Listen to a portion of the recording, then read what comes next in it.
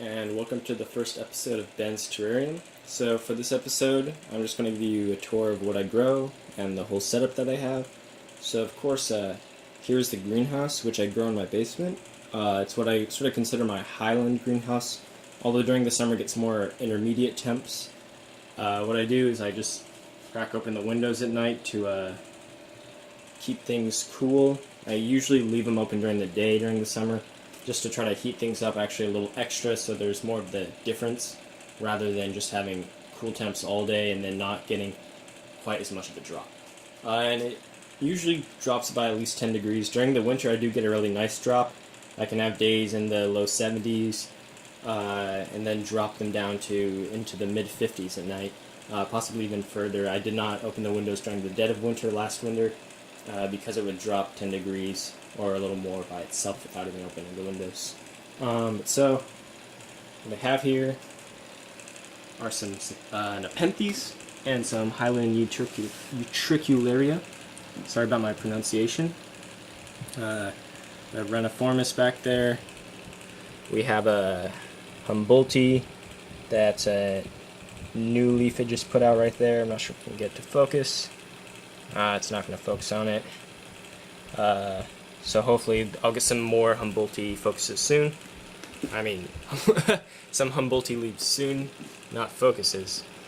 We have a hybrid, I believe that's Spatulata cross not Sanguinea, but Singulana.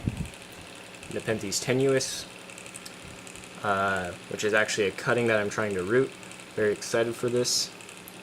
Also trying to root this cutting of Nepenthes fusca. This is a rooted cutting of Nepenthes, not sure what it is at the moment. I'll come back to that. It's not Mikey Eye. It's one that has the green interiors, really dark pictures. There's a tag on it, but I don't want to try to look around to check what it is. I got a lot of Drosera here. We have Drosera gramigolensis, Drosera latifolia, very pretty plant. This empty pot, there's actually just recently resprouted is Drosera spiralis, because what happened is a while ago when I repotted it, I didn't realize that they don't really get humongous pot filling roots, and that it's not a big deal if that really does happen. So I repotted it and I pretty much bare rooted the plant, and I think I might have accidentally pulled off a root or two, and it took a big hit from being bare rooted. So it completely died back for a little over 3 months, and then it finally popped back up. Here's a good growing Drosera spiralis that I did not repot. It's getting extremely tall. This next leaf may actually touch the top of the terrarium, so what I'll do is I'll take it off the jar it's on and probably reposition a few plants, maybe set it over here by the white backdrop. Drosera venusta. This plant I may move out of the terrarium once I get some more things. I may replace it with a Heliumphora. I'll probably be getting Heliumphora purpurescens soon. Here's a Drosera madagascariensis, just setting up a flower stalk. Brocchinia reducta back there. I don't really do anything to this plant. I occasionally put a bit of water into the pitcher, but it's sort of hard with the way the lights are. And that actually, since the Heliumphora right there, Heliumphora heterodoxa X minor, is setting up a flower stalk. Before this most recent flower came along, this flower was the only one out, and so if I took off the lid it would jump up into the lights, which I didn't want to do, so it made it really hard to put water into the pitchers of both the Heliumphora and the bromeliad. And the bromeliad is flowering, so I should get some pups soon. I don't even actually water the soil in the bromeliad. It's bone dry in there, but that's because in the wild those things can grow sort of as a lithophyte. So it really thrives off of neglect. Here's a Drosera tomentosa. I wonder if I can get to focus. It's starting to put out more just straight tomentosa looking leaves.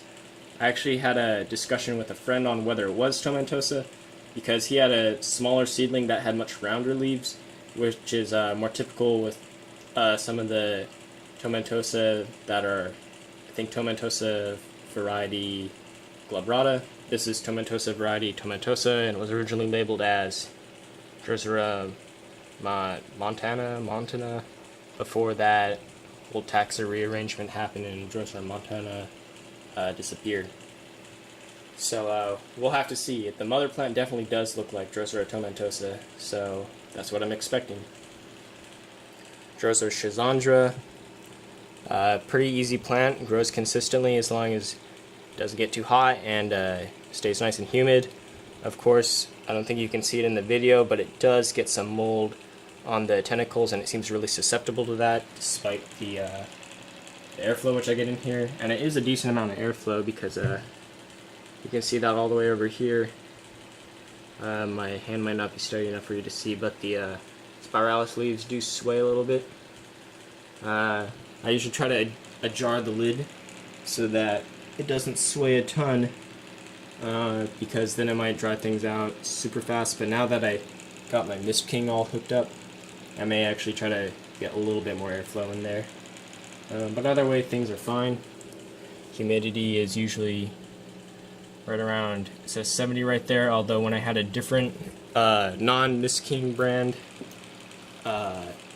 thermometer and hygrometer in there, it said that the RH was usually more around 76, so it could just be that sensitivity is different, or the position of that somehow affects it. And then of course the plants are going to have more microclimates around them, and so the humidity is going to be a little bit higher just because of the soil. I guess that's not exactly the correct term of microclimate, but the humidity has been working for all these plants. Some seedlings of Nepenthes hybrids. Trying to get to focus. A little bit of difficulty. Bump my camera. Another really complex hybrid. Can't really see it. Doesn't really matter. Raniformis leaf. This is a nice plant, Nepenthes macfarlane. It was getting really purple leaves, and I think it was getting maybe a little much light. I had it up here with the Nepenthes peltata and Nepenthes siciliae. But when the leaves started turning really purple, I moved it down. Actually, I moved it right here, which is right next to this Drosera adelae, a little bit further away from the white backdrop. And then I decided I might as well move it all the way down there when I moved out the Nepenthes sanguinea. But so I think also the purple discoloration wasn't as much of a blush that you typically get with the redness from excess light, and I think it was actually sort of didn't have enough nutrients. I was looking at a chart of leaves when the plant has micronutrient deficiencies, and it seems like sort of this purple along the edge means a lack of phosphorus. So I dropped a fish food pellet in one of the pictures, and then I put a little bit of Maxi in another. And this newest leaf seems to look pretty good, so I assume that did the trick. Pictures. Can't really get the focus. Getting some nice color on them. A nice one should be forming there. But we'll move on. So here, of course, is Nepenthes sanguinea. Very beautiful peristome. I don't know what I'm going to do once the leaves start getting huge on this, which they already are. I'm a little worried about it. May have to give it away.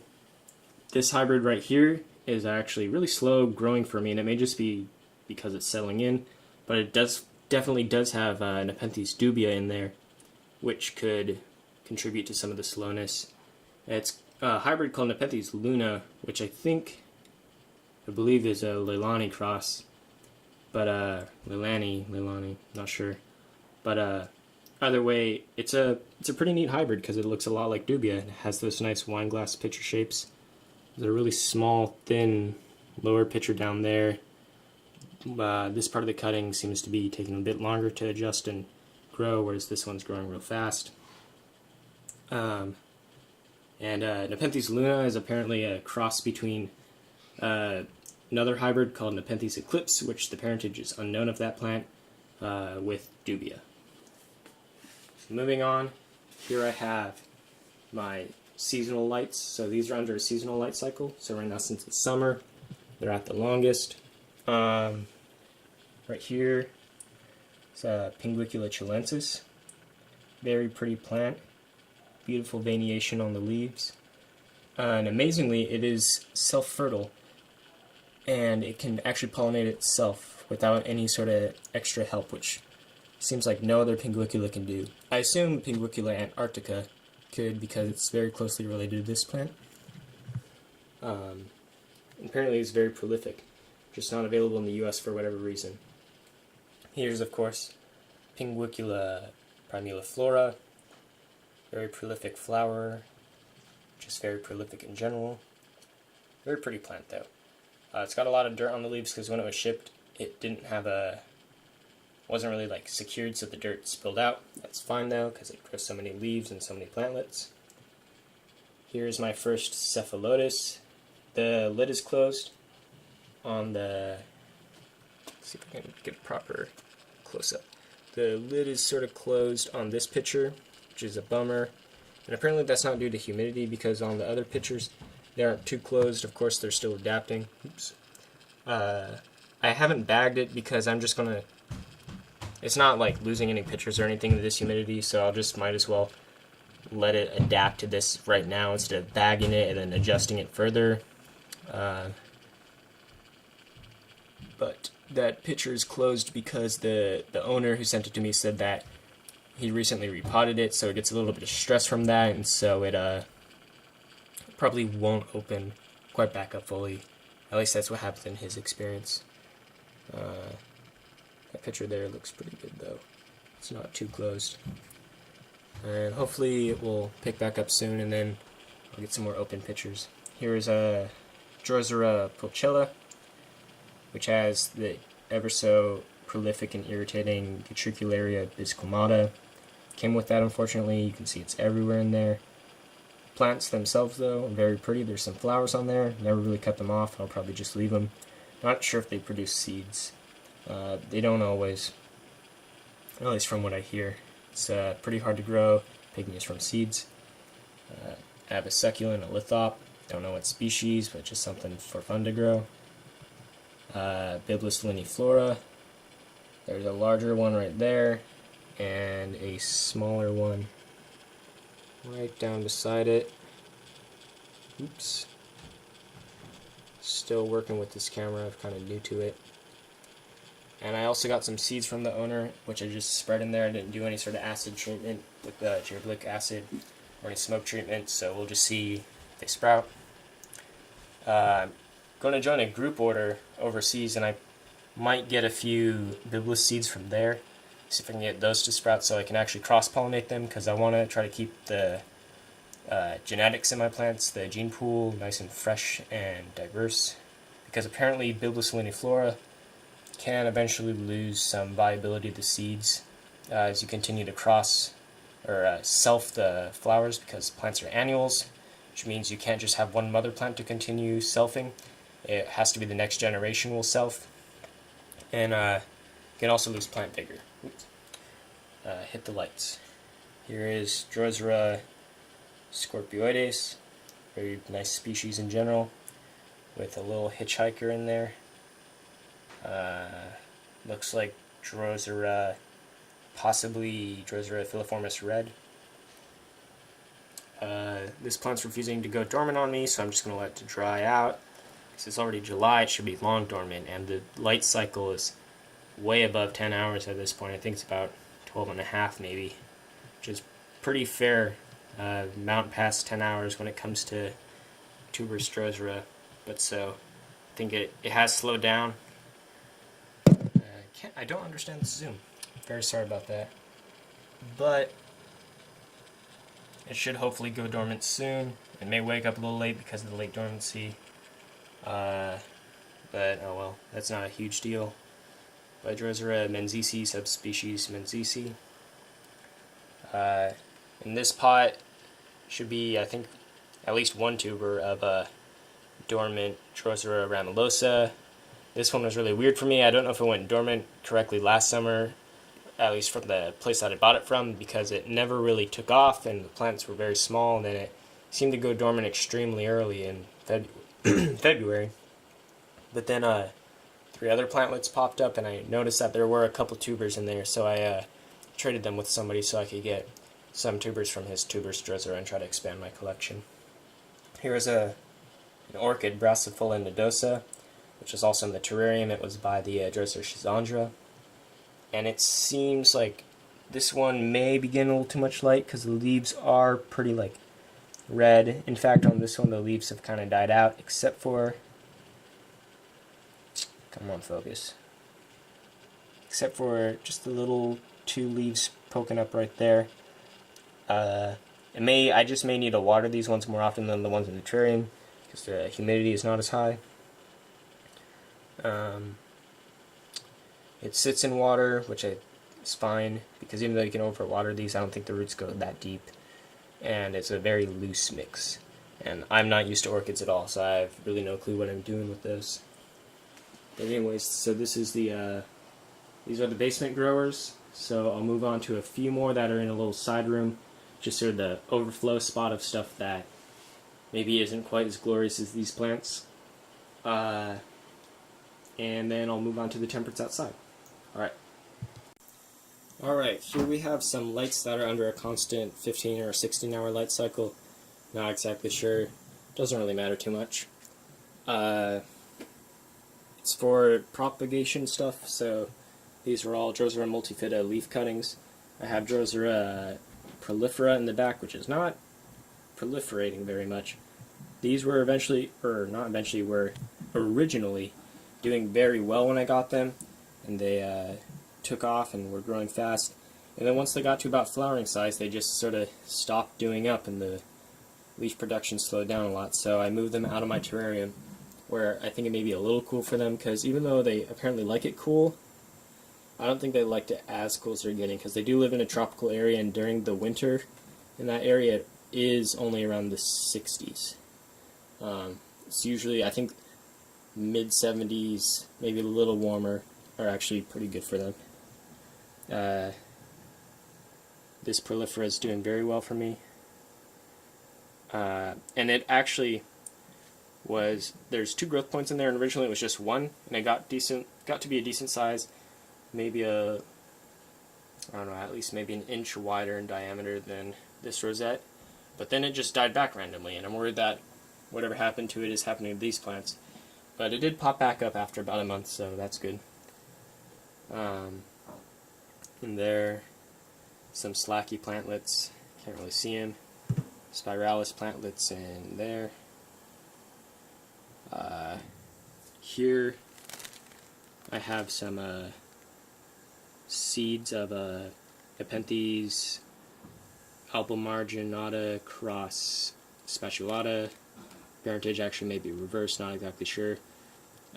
Crossed with some unknown hybrid. So, just some random complex hybrid.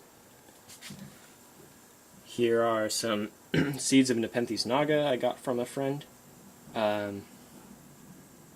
Don't know if they're poached. I actually don't think they are, from what it sounds like the original grower had, because the friend got it from a friend, which can always be kind of sketchy sounding, you know.